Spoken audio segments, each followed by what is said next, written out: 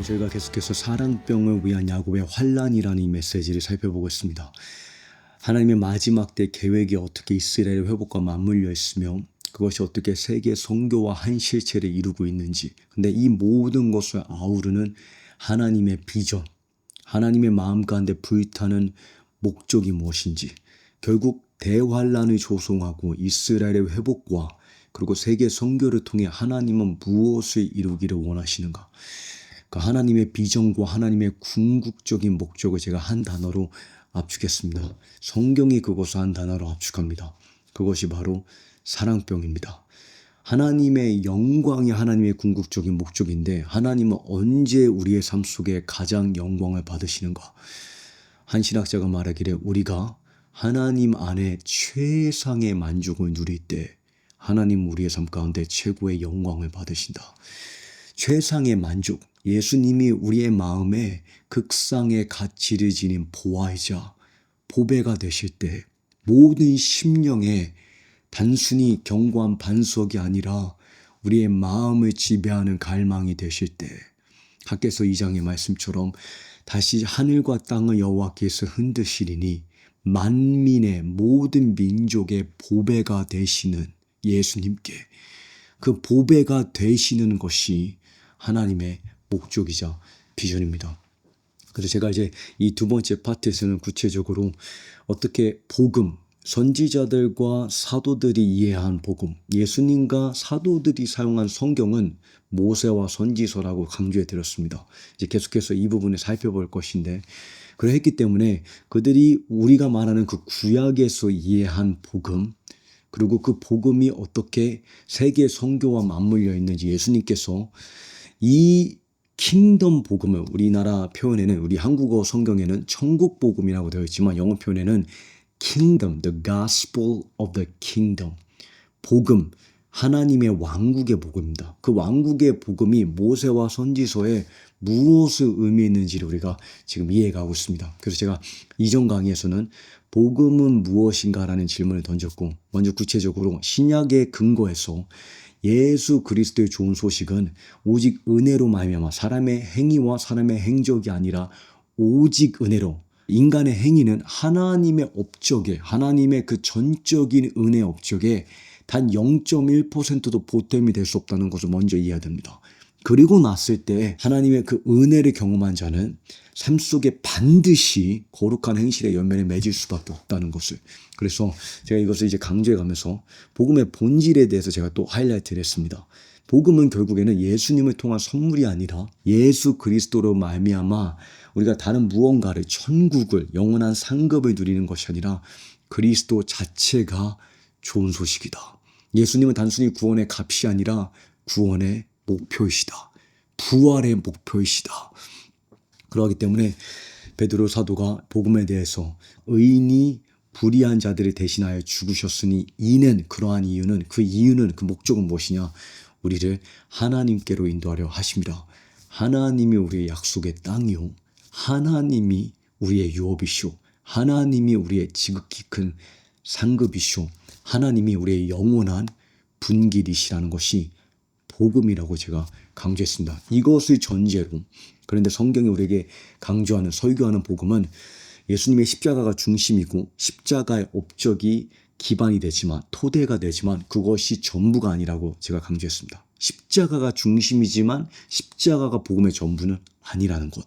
그래서 사도 바울이 내가 예수 그리스도의 십자가 외에 아무것도 알지 않기로 작정했고 그 무엇도 오직 십자가만을 자랑한다고 설교한 사도 바울이 고린도전서 15장에, 만약 예수님이 십자가에 달리셨고 부활하지 않으셨으면 우리도 부활하지 않는 거고, 그렇다면 우리의 믿음은 헛되고 우리는 이 세상 사람 가운데 가장 불쌍한 자들이라. 무슨 말이냐?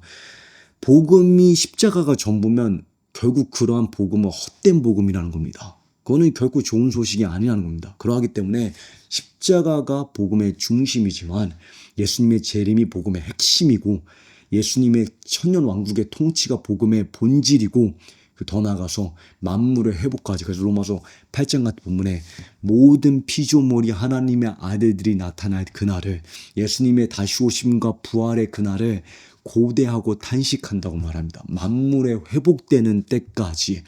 사도행전 3장 21절에 베드로가 설교하기를.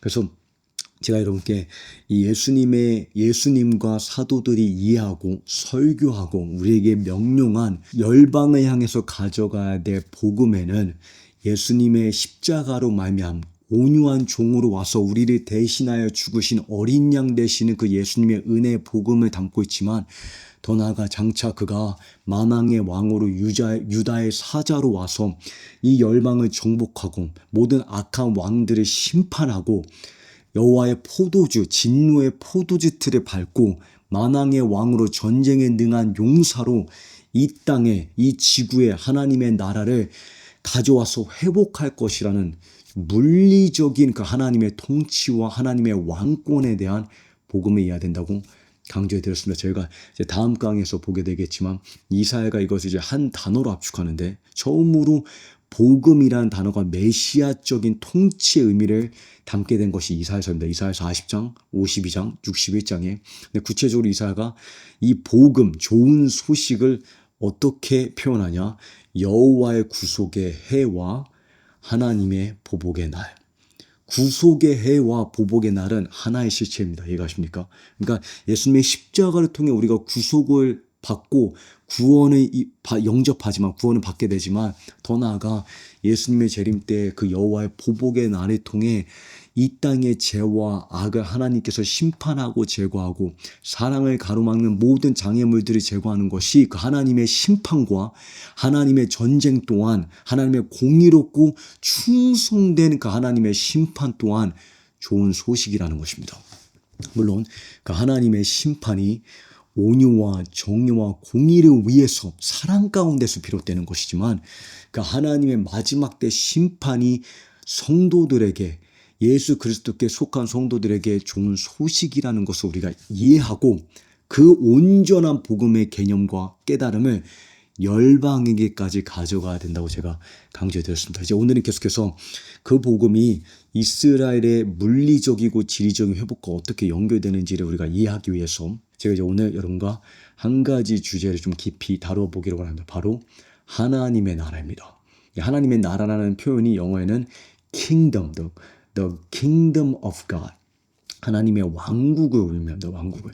그래서 이 하나님의 왕국이 무엇을 의미하는지 저희가 함께 살펴보면서 오늘날 신학계 그리고 또 교회 가운데 어떠한 잘못된 이해가 지금 퍼져 있는지 그것을 지적을 하고, 그런데 그 신학자들이 이제 오늘날 가운데 이제 이스라엘의 이 물질적이고 지리적인 약속들이 그냥 영적으로 재해석되고 재정의된다라고 이제 주장을 펼치는데, 그러한 재정의의 근본된 문제가 무엇인가? 바로 하나님의 갈망. 하나님께서 이것을 갈망하신다.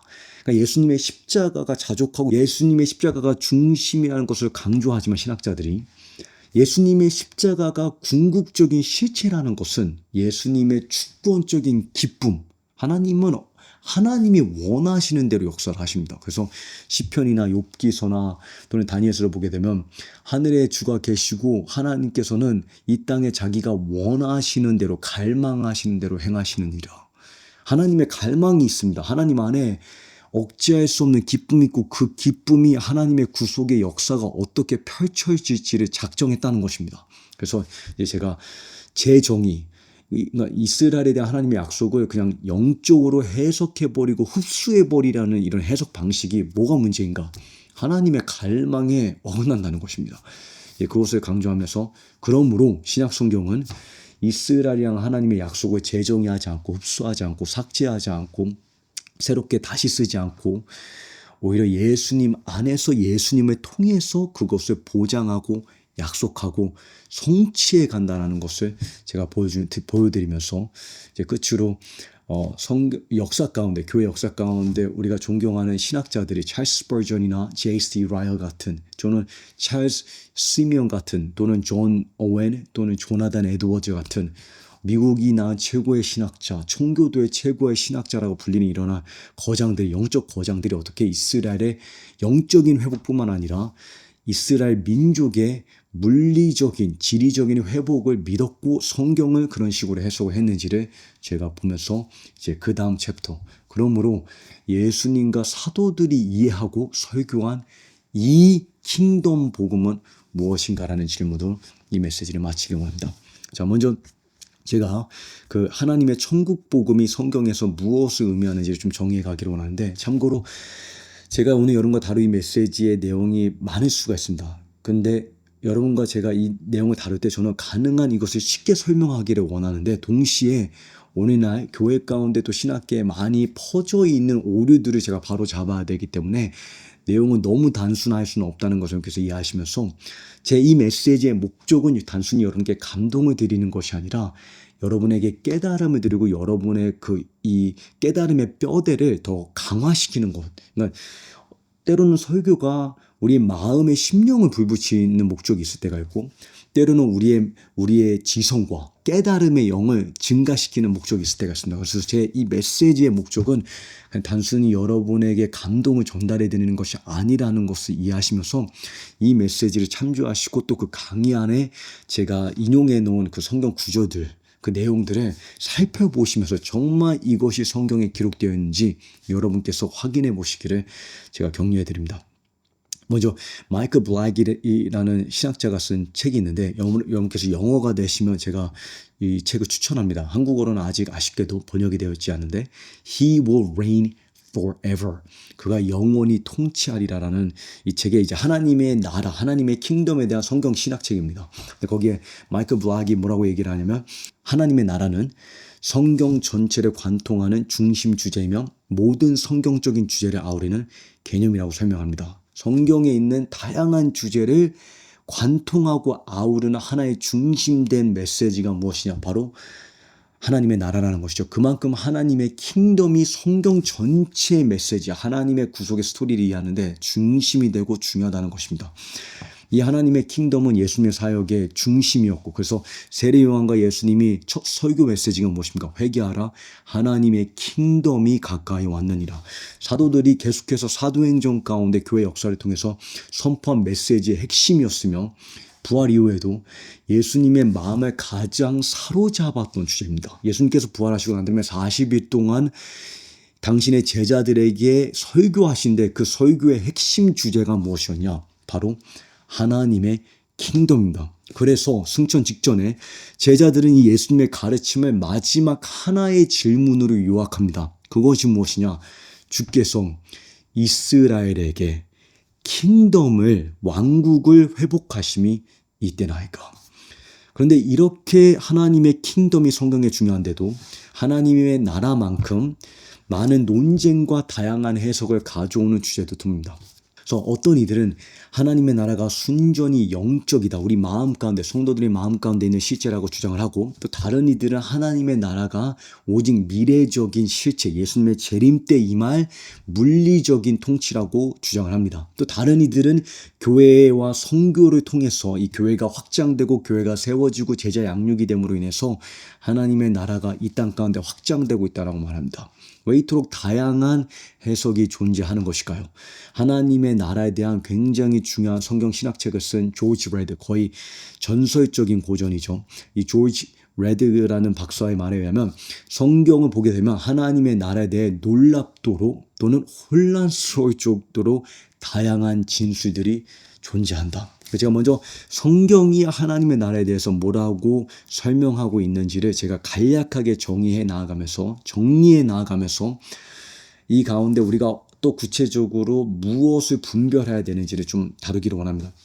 성경을 보게 되면 하나님의 나라는 이미 임했으면서 아직 온전히 성취되지 않았습니다. 이미 already but not yet, 이 표현이 굉장히 중요합니다. 하나님의 나라는 이미 예수님의 사역을 통해서 이 땅 가운데 임했지만 완전히 성취되지 않았습니다. 그래서 예수님께서 하나님의 나라가 너희 가운데 임하였다라고 말씀하십니다. 그래서 누가복음 17장, 제가 지금 이 메시지에서는 깊이 다룰 수가 없지만 한국 성경이 잘못 번역되어 있는 이 굉장히 중요한 하나님의 나라의 개념을 이해하는데 굉장히 중요한 본문인데요. 누가복음 17장에 하나님의 나라가 너희 안에 있다, 여러분께서 굉장히 저명한 그런 주석들을 참조해 보시게 되면 헬라 원어에 너희 아내라는 이 표현이 사실은 잘못된 표현입니다. 너희 가운데 왜냐면 지금 예수님께서 누구에게 이 말씀을 전하고 계시냐? 바리새인들에게 이 메시지를 전하고 계십니다. 그래서 바리새인, 예수님을 거부하고 있는 자들에게 너희 안에 하나님의 나라가 있다고 주장하기는 어렵습니다. 이해가십니까? 그래서 거의 웬만한 신학자들은 그 원어를 살필 때 누가복음 17장에 예수님의 의도하신 메시지는 너희 아내가 아니라 지금 너희 앞에 왕이 있다는 겁니다. 예수님 자신이. 그렇기 때문에 왕이 계신 곳에 왕의 통치가 있고 하나님의 나라가 임했다는 것이죠. 이해가시죠? 그래서 예수님은 하나님의 나라가 너희 가운데 임했다고 말씀하시면서 뭐라고 이야기하시냐? 누가복음 11장 같은 본문에 제가 본문을 읽게 되면 내가 하나님의 손가락으로 귀신을 쫓아낸다면 그것은 하나님의 나라가 이미 너에게 임한 것이다. 보시죠.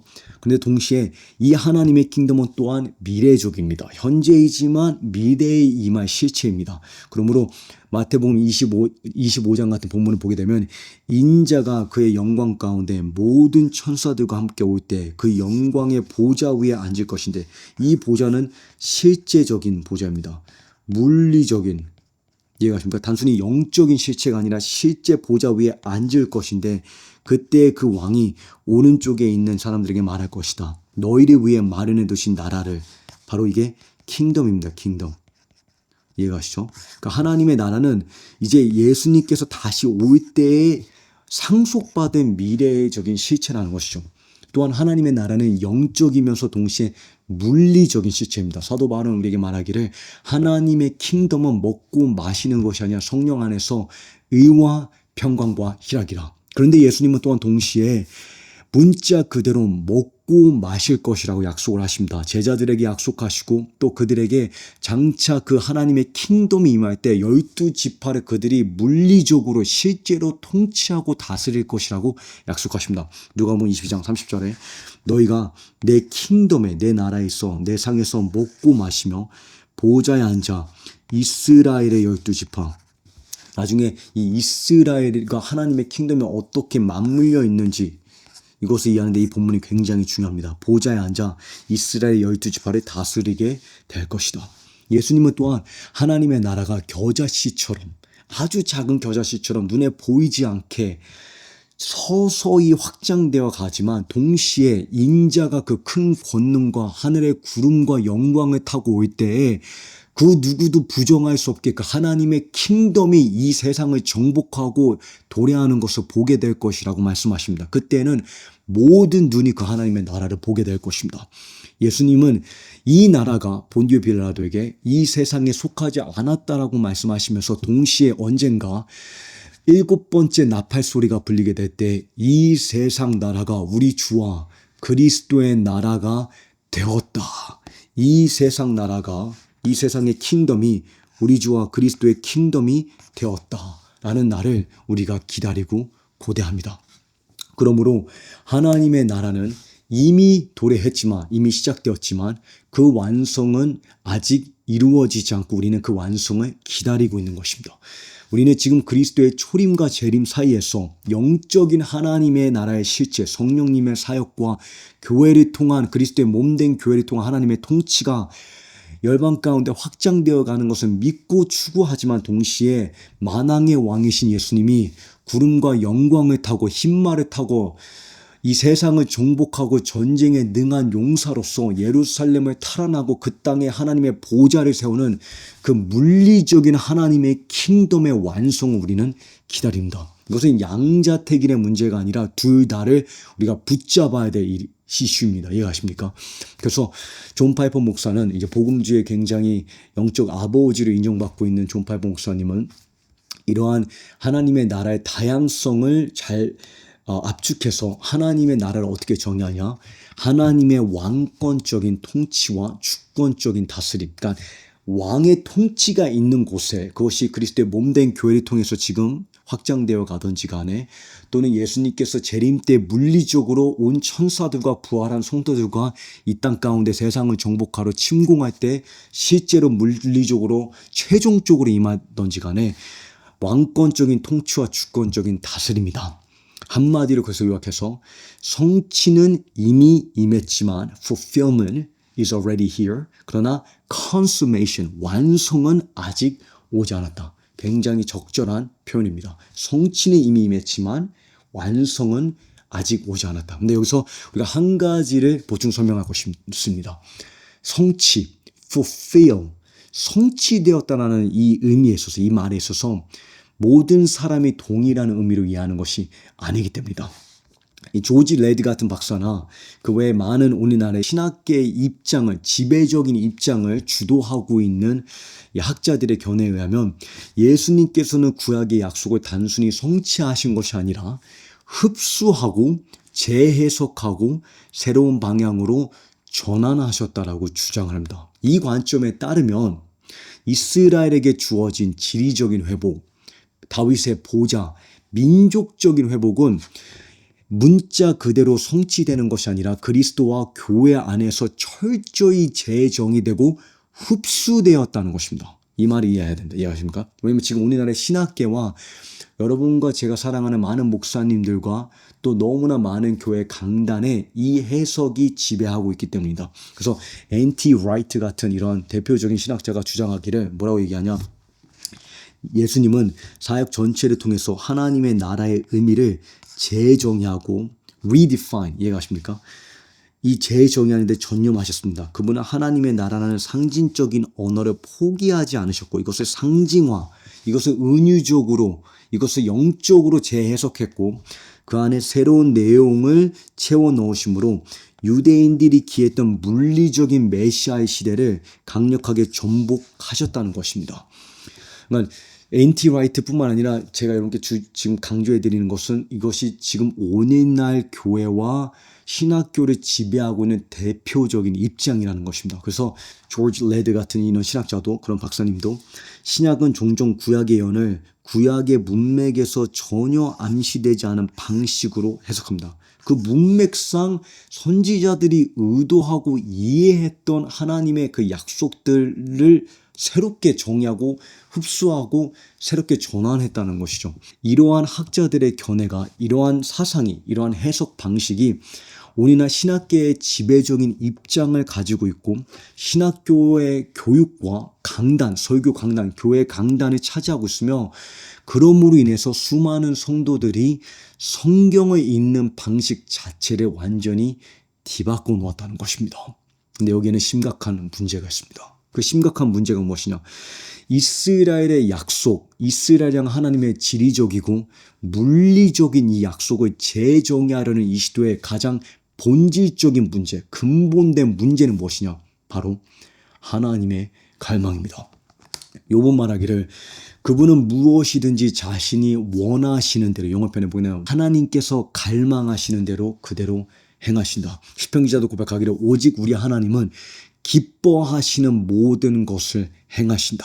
느부갓네살 왕조차 고백하기를 하나님은 자기의 갈망대로, 하나님의 desire, 하나님의 그 기쁨대로 행하시나니. 하나님의 기쁨이 무엇입니까? 하나님의 갈망이 무엇입니까? 하나님은 당신의 주권적인 지혜와 당신의 영원한 기쁨의 근거에서 오직 하나님의 주권적인 지혜와 하나님의 지혜 그리고 하나님의 기쁨 가운데 실제적인 이 스토리 속에 실제적인 지리와 실제적인 땅과 실제적인 민족과 실제적이고 물리적인 약속에 하나님의 영광을 엮으셨다는 것입니다. 다시 말해서 이스라엘이 향한 하나님의 이 물리적인 약속들은 인간이 상상해낸 아이디어가 아니라 하나님의 기획이자 하나님의 주도적인 선택이자 무엇보다 가장 중요한 것은 하나님 마음 가운데 기뻐하신 갈망, 하나님의 desire이라는 것입니다. 이사야는 이 점을 분명히 밝힙니다. 이사야 62장에 시온의 공의가, 시온의 구원이, 이스라엘의 구원이 횃불처럼 타오르도록 하나님께서 쉬지 않고 잠잠치 않으시겠다고 하시는데 그 구원은 단순히 유대인들의 영적 구원을 의미하는 것이 아니라 그 이스라엘 땅의 구원, 그래서 그 땅을 하나님께서 뷰라라, 여호와가 결혼한 땅이라고 칭하실 것인데 그것의 근거가 무엇이냐? 왜 하나님께서 이런 지리적인 회복을 계속 추구하시고 성취하실 것이냐? 이사야 선지자가 이렇게 설명합니다. 시온에 위하여서 내가 잠잠하지 않을 것이다. 예루살렘을 위해서 내가 쉬지 않을 것이다. 시온의 정의가 빛같이 시작하고 예루살렘의 구원이 이스라엘의 회복이 햇불처럼 타오르도록 내가 쉬지 않을 것이다. 그런데 이스라엘의 회복이 무엇을 의미하냐? 너는 버림받은 여인이라 부르지 않고 내 땅은 보이십니까? 이것은 지리적이고 그리고 물리적인 하나님의 구원과 회복을 의미합니다. 쓸쓸한 여인이라 부르지 않고 오직 너를 하나님이 좋아하시는 여인 헵시바라 부르고 내 땅을 결혼한 여인 뷰라라 칭할 것이다. 근데 여기 가장 중요한 단어는 이것입니다. 왜냐하면 for 여호와께서 너를 좋아하시고 because he delights in you 하나님께서 너를 기뻐하시기 때문에 이스라엘의 지리적이고 물리적인 회복에 대한 약속은 예수님의 결핍의 문제가 합니다. 어떤 신학자들은 예수님이 자족하시기 때문에 예수님의 업적으로 인해 영어 표현에 보면 finish work of the cross 예수님이 이미 다 성취하신 것이 충족하기 때문에 충분하기 때문에 자족하기 때문에 더 이상 이스라엘의 지리적인 회복이 필요 없다라고 주장하는데 예수님이 궁극적인 실체가 되시고 예수님 모든 실체의 중심이 되시고 예수님 안에 모든 것이 다 이루어지고 예수님으로 말미암아 모든 것이 다 충분하지만 그 예수님의 충족하심과 자족하심은 예수님의 주권적인 기쁨을 폐기하지 않습니다. 예수님의 주권을 예수님은 이것을 갈망하셨다는 것입니다. 그렇기 때문에 신명기서에 모세가 마지막 때 하나님께서 이스라엘을 지리적으로 회복하시는 것을 설명하면서 또 뭐라고 강조합니까? 이것은 하나님이 기뻐하셨기 때문이라. 왜 그럽니까? 근거가 무엇입니까? 뭐에 기반을 두고 있습니까? 이것의 토대가 무엇입니까? 왜 이스라엘이 물리적이고 지리적으로 하나님의 킹덤 가운데 하나님의 킹덤이 예루살렘 도시를 중심으로 왜 회복되어야 됩니까? 예수님의 십자가의 결핍이 있어서 아닙니다. 이스라엘이 우월하기 때문에 아닙니다. 이것은 하나님의 갈망과 하나님의 주권적인 기쁨 때문입니다. 그러므로 신명기서에 너희 하나님 여호와께서 너희를 사로잡히면서 회복하시고 너희를 긍휼히 여기셔서 너희를 쫓아내신 모든 민족들로부터 다시 모으실 것이다. 그분은 너희를 조상들이 차지했던 그 땅으로 데려 보십니까? 이 땅으로 지리적인 보십니까? 이건 단순히 영적인 회복만이 아니라 하나님의 킹덤의 그 회복 예루살렘 도시를 중심으로 하나님의 왕국이 세워질 다윗의 보좌 위에 야곱의 집에 하나님의 이 킹덤이 회복될 것이라는 겁니다. 근데 왜 그 땅을 차지하게 될 것인데 9절에 왜냐하면 for 여호와께서 너희 조상들이 기뻐하셨듯이 너희의 번영으로 인해 다시 기뻐하실 것이다.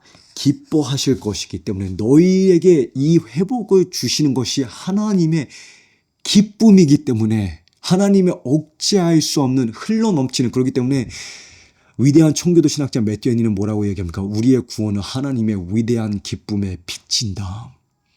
이스라엘 회복은 오직 무엇에 근거합니까? 하나님 안에 억제할 수 없는 기쁨에 근거합니다. 예레미야 32장에 내가 그들에게 복을 주는 것을 기뻐할 것이고 내 온 마음과 온 정신으로 확실히 그들이 이 땅에 심을 것이다. 이 지리적인 이스라엘 땅으로의 하나님의 킹덤이 예루살렘과 이스라엘 민족의 지리적인 회복과 아브라함의 언약을 성취하는 데까지 이르는 이유는 그것을 여호와께서 기뻐하실 것이기 때문에 그러므로 하나님의 예수님의 십자가가 충분하고 다 이루었고 예수님이 궁극적인 실체인 것은 사실이고 우리가 그것을 이해해야 됩니다. 이해가십니까? 예수님은 내가 부활이요 생명이라고 말씀하셨습니다. 그런데 예수님이 궁극적인 부활이요 생명이신 것은 우리가 육체적인 부활을 받을 것을 폐기하지 않습니다. 대신하지 않습니다. 새롭게 정의하지 않습니다. 흡수하지 않습니다. 오히려 우리의 육체적인 부활을 보장합니다. 이해하십니까?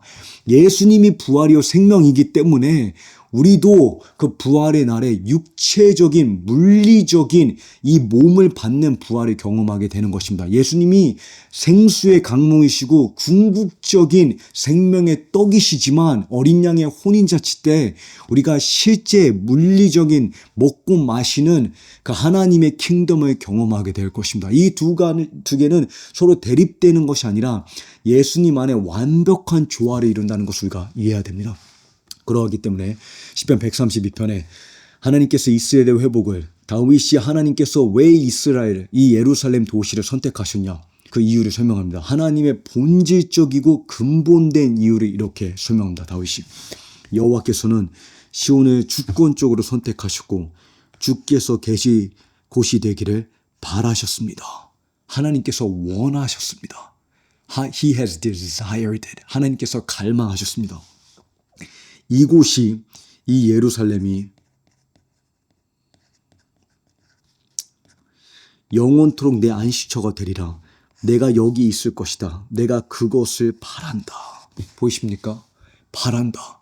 이것은 하나님의 기쁨과 갈망의 이슈이지 예수님의 십자가가 충분하냐, 충분하지 못하나의 이슈가 아닙니다. 그러하기 때문에 우리는 십자가의 그 자족성, 십자가의 그 충분함, 십자가의 충만함과 하나님의 주권적인 기쁨을 대립시키는 실수를 범하지 말아야 합니다.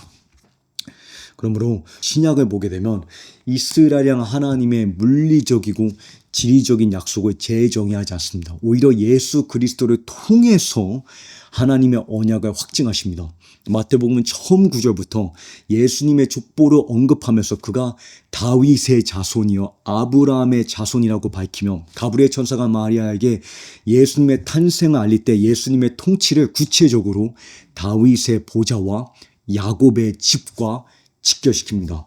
이스라엘의 회복과 그는 위대한 이가 될 것이며 지극히 높으신 분의 아들이라 불릴 것이다. 주 하나님께서 그에게 그 조상 다윗의 보좌를 주실 것이고 그가 야곱의 집을 영원히 다스릴 것이다. 하나님의 보좌, 다윗의 보좌이며 그것은 야곱의 집에 영원히 다스릴 보좌입니다. 그의 킹덤은 결코 끝나지 않을 것이다. 이에 마리아는 하나님께서 아브라함에게 하신 말씀대로 이스라엘을 도우시는 분이라고 찬송합니다. 마찬가지로 세례 요한의 아버지 사가랴는 자신의 그 예언 가운데 뭐라고 하나님께 고백하냐? 누가복음에 주 이스라엘의 하나님을 찬양하라. 주께서 자기 백성을 돌봐 구원함을 베푸셨다. 이 일은 주의 거룩한 옛 예언자들의 입을 통해서 말씀하신 그대로 선지자들을 통해서 하나님께서 약속하신 그대로 우리의 원수와 우리를 미워하는 모든 사람의 손에서 건지시는 구원, 실제 이스라엘의 원수로부터 구원하는 그냥 단순히 영적인 구원, 죄사함뿐만이 아니라 이스라엘의 모든 대적하는 원수들로부터 유대인의 왕이 만왕의 왕으로 감난산에 그의 발이 터치해서 스가랴 14장의 말씀처럼 그가 열방과 싸우고 전쟁에 능한 용사로 다윗의 보좌와 야곱의 집에서 통치하고 그의 규와 그의 정부는 세세토록 영원히 확장될 그 하나님의 선지자들을 통한 약속이라는 것입니다. 주께서 우리 조상들에게 자비를 베푸셨고 자기의 거룩한 언약을 기억하시다. 이 맹세는 우리 조상 아브라함에게 하신 것으로. 그래서 동방박사들이 등장할 때 예수님을 구체적으로 이 땅에 오신 구주를 유대인의 왕으로 소개하고 유대인의 왕이라고 부릅니다. 예수님의 할례 사건에서도 성령의 충만한 시므온이 이스라엘의 위로를 기다리던 사람으로 소개되면서 예수님이 이방인의 빛이 되실 뿐만 아니라 동시에 주의 백성 이스라엘의 영광이 될 것이라고 예언합니다. 마찬가지로 여선지자인 안나 또한 예수님을 보고 뭐라고 고백하냐? 예루살렘의 구속을 기다리는.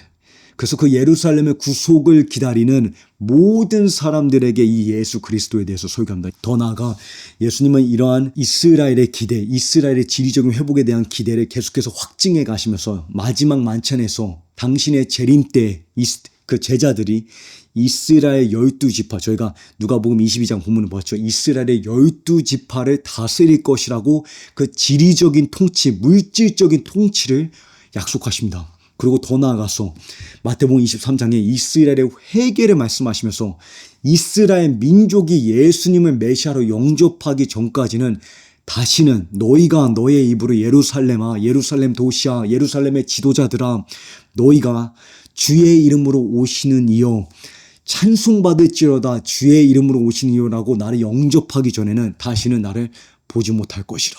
그 선지자들이 예언한 이스라엘의 민족적인 회복을 확증하십니다. 그것으로 충분하지 않다면 예수님 마태복음 24장에 이스라엘의 민족적인 회복을 그들이 그 찌른 자는 모든 족속들이 여기서 이 마태복음 24장 본문에 여러분께서 나중에 이제 저와 함께 이제 그 다음 강의에서 이제 살펴보게 될 것이지만 여기서 모든 족속이라는 이 표현이 모든 지파를 의미합니다.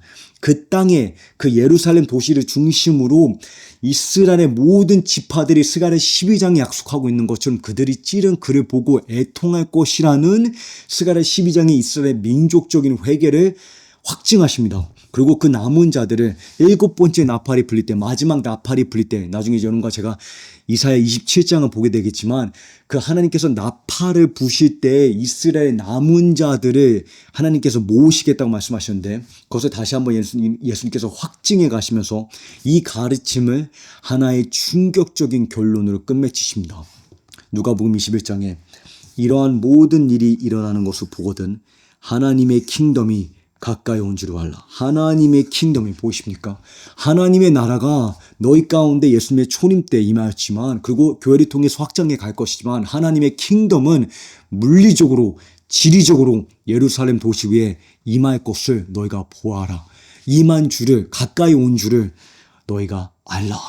그랬기 때문에 베드로는 사도행전 3장에 가서 이러한 예수님의 가르침을 바탕으로 예수님의 재림과 만물의 회복이 이스라엘 민족적인 회개와 연결되어 있다는 것을 설교합니다. 그러면서 19절에 여기서 그러므로 그리하면 뭐뭐 하기 위하여라는 이 접속사를 여기서 주목하시기 바랍니다.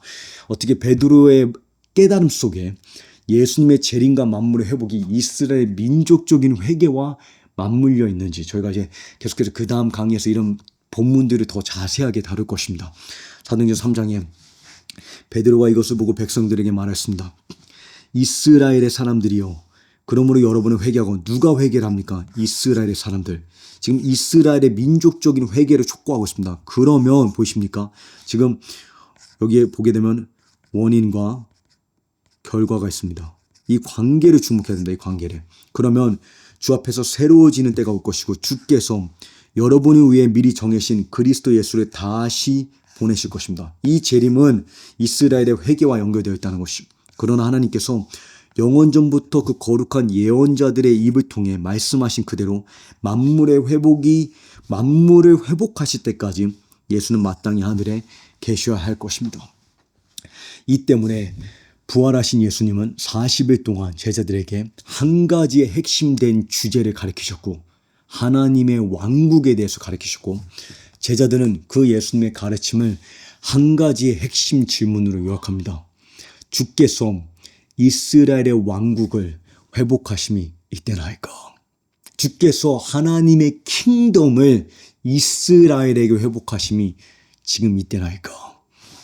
그러기 때문에 여러분 이스라엘에 대한 하나님의 물리적인 약속은 영적으로 하나님의 킹덤의 이 스토리 속에 영적으로 재정의되거나 흡수되거나 삭제되거나 재작성되지 않습니다. 예수님은 강조하셨습니다. 내가 율법과 선지자들의 폐하러 온 줄을 생각하지 말라. 폐하러 온 것이 아니라 내가 성취하려 함이라. 사도 바울은 강조하기를 아무도 하나님이 맺으신 언약은 아무도 폐하거나 더하지 못한다. 그러하기 때문에 교회 역사 가운데 우리가 존경하는 이 영적 거장들은 찰스 스퍼전과 J.C. 라이를 비롯해서 이러한 영적 거장들은 이스라엘의 물리적인 회복, 하나님의 킹덤 스토리 속에 하나님의 킹덤의 그 약속의 성취 가운데 이스라엘의 지리적이고 민족적이고 물리적인 회복을 이해하고 설교하고 강조하고 성경 가운데 해석했습니다. 찰스 스퍼전은 성경의 분명한 의미를 왜곡하는 것을 날카롭게 비판하면서 에스겔 37장을 강의해가면서 이 에스겔 37장의 마른 뼈의 부활이 이스라엘의 민족적인 회복에 관한 것이지만 이것을 보지 못하고 영적인 교회의 축복으로 해석하는 것은 하나님의 말씀에 대한 반역이라고까지 경고합니다.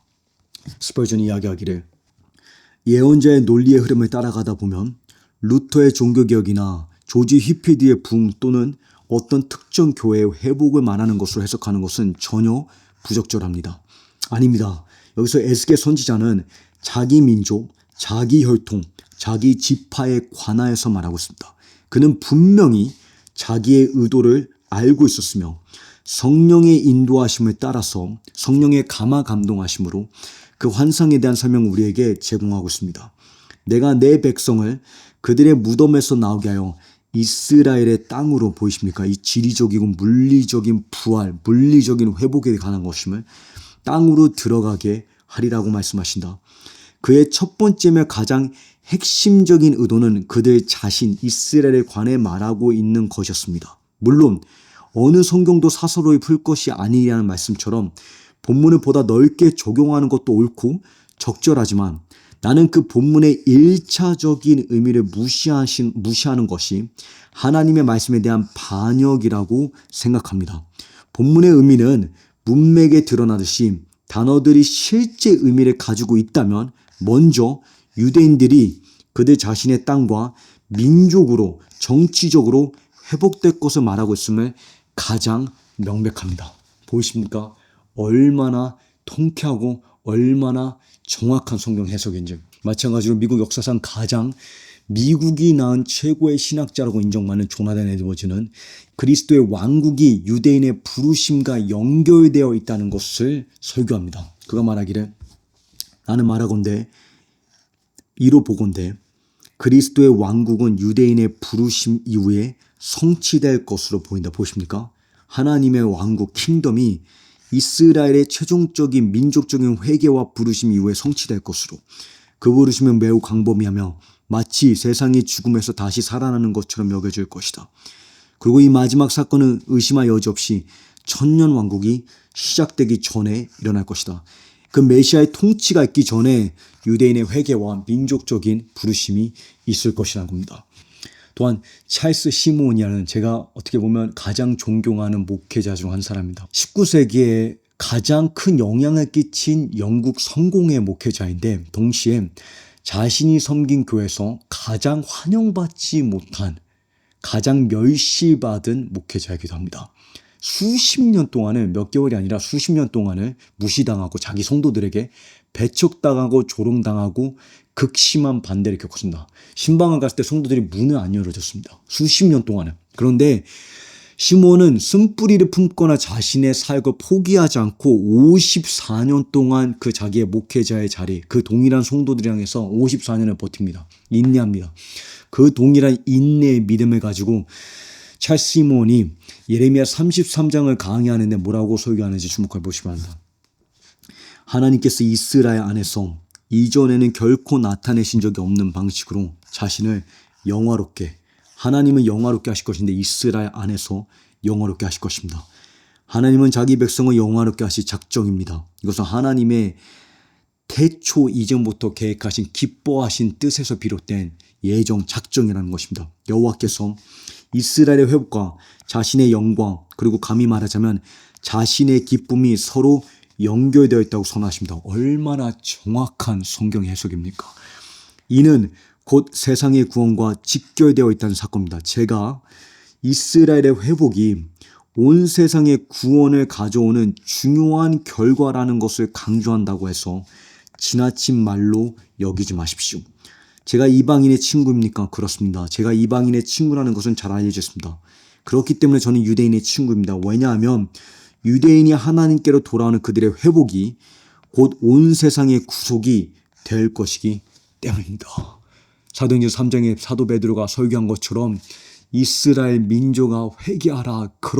그리하면 주 예수 그리스도가 다시 보내질 것인데 만물이 회복될 때까지. 찰스 시몬이 얼마나 정확히 하나님의 경륜을 이해하고 있습니까?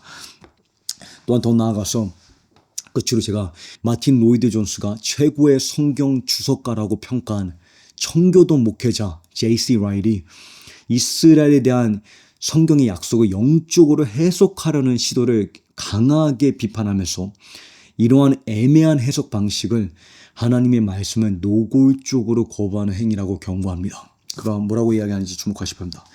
내가 강력히 반대하는 것은 하나님의 말씀에 분명히 명백히 기록된 이스라엘 민족의 미래에 대한 진수들을 비유적으로 해석하고 그 풍성한 내용을 이방교에게 맞추기 위해서 희석시키는 그런 습관이다. 이러한 습관이 성경 어디에도 근거가 없다고 믿으며 그것은 결과적으로 수많은 악한 결과들을 초래한다고 본다. 그렇습니다.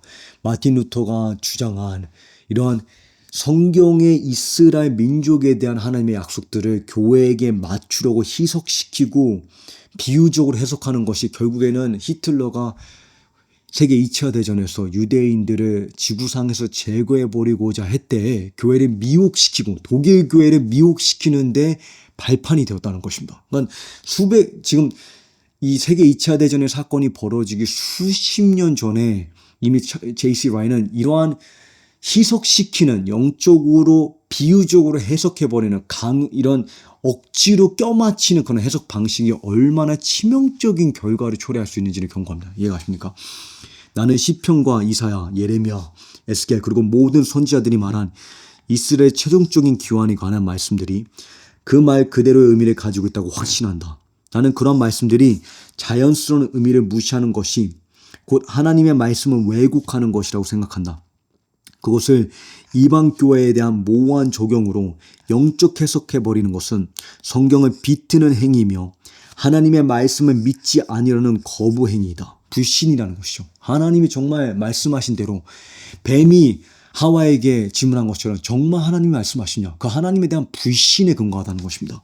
만약 분명한 언어의 의미가 있다면 어떠한 단어가 어떠한 언어가 그 커뮤니케이션에서 아무런 의미가 있다면 나는 아직 유대인들이 그 땅으로 실제로 돌아오고 예루살렘에 실제로 재건되며 이스라엘 지파들이 문자 그대로 회복될 날이 반드시 있을 것이라고 말하겠다. 하나님이 분명히 말씀하신 것을 무시하는 것은 단순히 신학적인 오류가 아니라 하나님의 말씀에 대한 반역이 될 수 있다는 것을 우리는 깨달아야 됩니다. 하나님께서 이스라엘과 맺으신 언약은 예수 그리스도를 통해서 모든 하나님의 약속은 그리스도를 통해 yes, 아멘이나이다.